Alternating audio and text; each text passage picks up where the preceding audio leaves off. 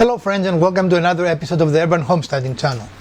If today is the first time you are visiting with us, we want to extend you a very warm welcome and invite you to view any of our over 500 videos we have arranged for your convenience in playlists, as we are confident you're going to find something both useful and entertaining to watch. If you have been here before, welcome back. If today is your birthday, we want to wish you a very happy birthday. Well folks, today we're going to tackle another project of upgrading the look of our homestead, and that is taking these functional but very plain, boring doors, interior doors that we have, from this to this. In preparation for today's event, we changed our blade on our miter saw for two reasons. This is a fine tooth blade, and also we have good reason to believe that this blade needs sharpening, right? It has started being rather hard to cut with. So we want a finer tooth blade, and as you can see, is it visible? There are more blades in our new blade, more teeth in our new blade than the old one, and the old one has not been producing finish-like results for us. Of course, we haven't used it for finishing until now, so we are going to start our cutting just in a moment. Stick around.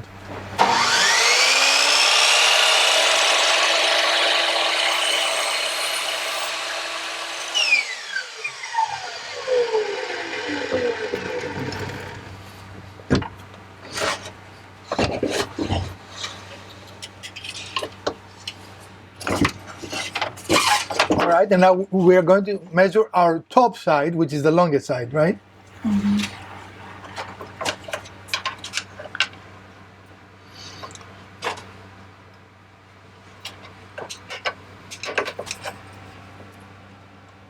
Tell me when you're ready. I'm right at 18. Let me see if I've made the mark. Yes, okay.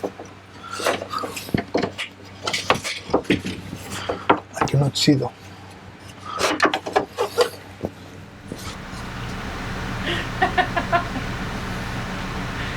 Yeah. Yeah? Yeah. Like, what are we waiting for? Well, friends, for today's project, the material is pretty straightforward. We are going to use some trim, and this is where you choose what trim you want, right? Mm-hmm. And this can be fairly inexpensive or very expensive. Right. We saw some bits of trim that were, what, $12, $13 for 7-foot board. For 7-foot board. So we didn't buy that because we are frugal, cheap. But you can go even cheaper than we did. For our specific door, we use two lengths of the board, right?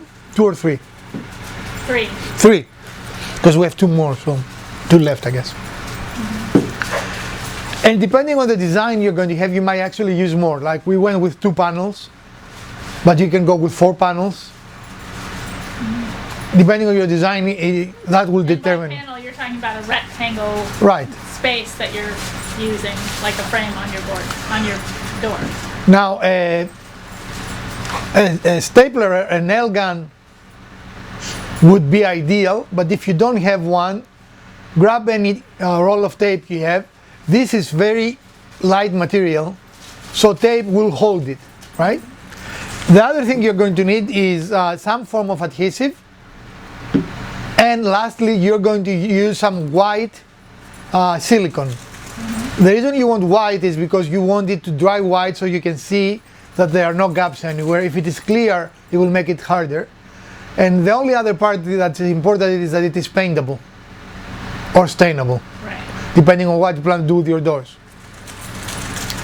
So the material is not very expensive. Per door, you're talking about maybe $15, $20.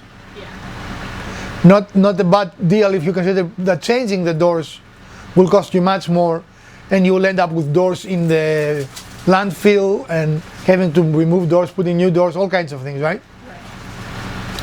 Now, as we mentioned, it will be important to have some pieces to cut as a spacer, depending on the distance, and traditionally, the distance from the edge of the board is between 2 and 5 inches, and we went with 5 for our door because we have one big panel, but if you have more panels, maybe you want the smaller edge. And the difference between the bottom and top panel is traditionally between 9 and 10 inches, and one with 9 inches. What's critical here is that you leave an area around the doorknob clean, because traditionally that's where you're going to have a solid piece of wood. Other than that, the project is very straightforward, I would say. But you need to be a little careful with your cutting. That's why we change our blade. And you need to have patience when you assemble the piece, especially the first piece, because that piece determines where all the other pieces go. So be patient with that and have fun. So stick around, we're going to show you all those steps. Make sure that it didn't go off the detent. Grab the black button and make sure it didn't move. Okay. Okay.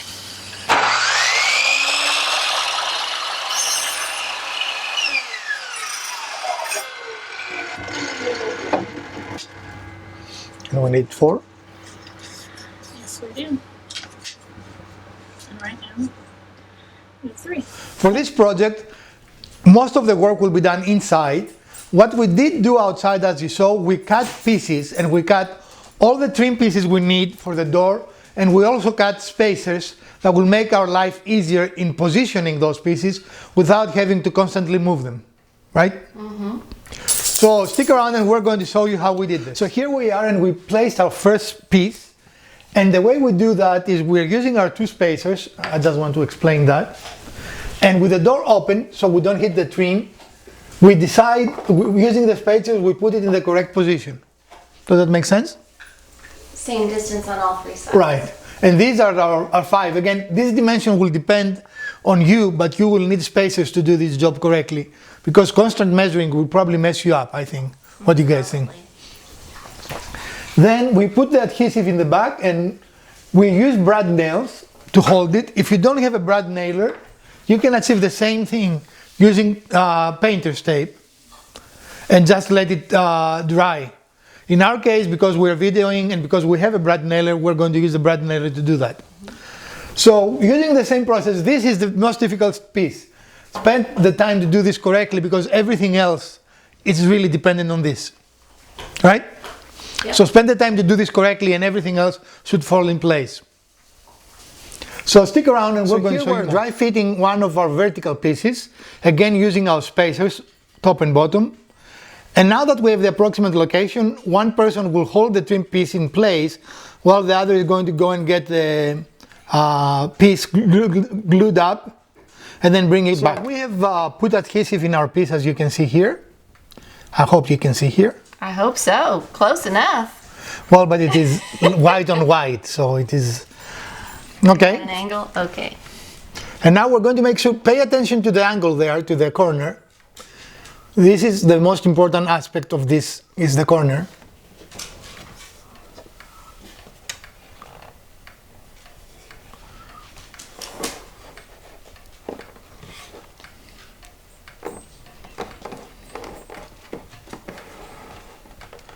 So again, our spacers are critical in what we're doing.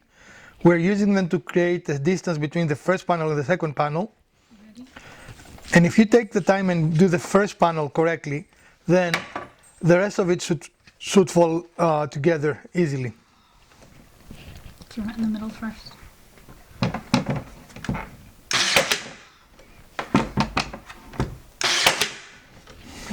Wait. Just want to make sure. Okay.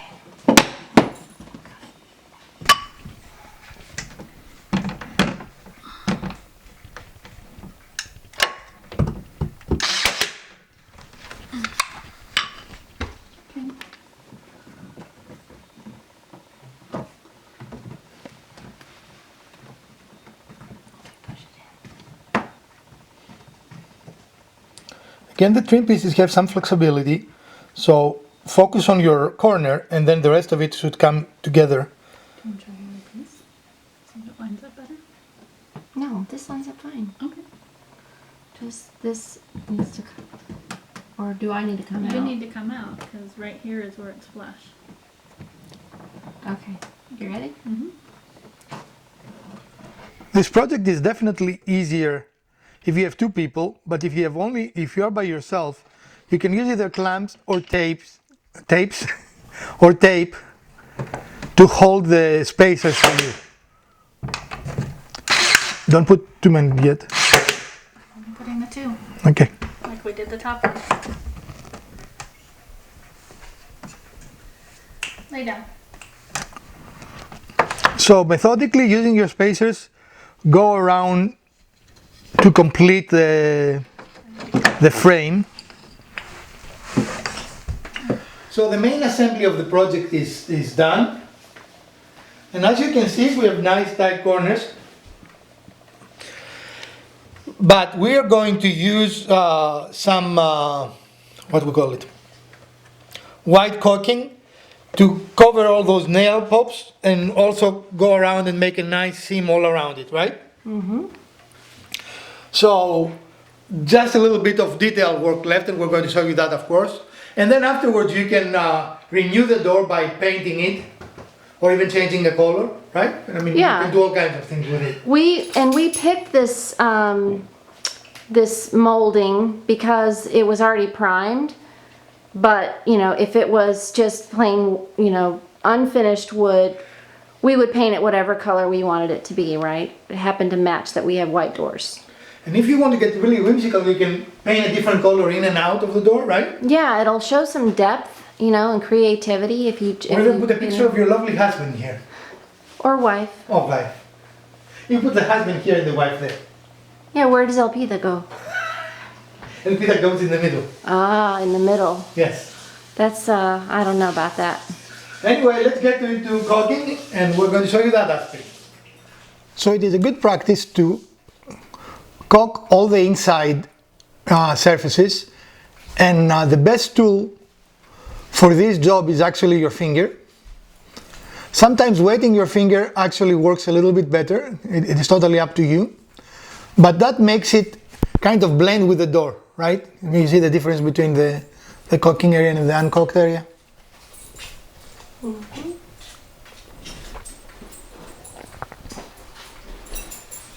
So do not be overly concerned if a corner is not perfect.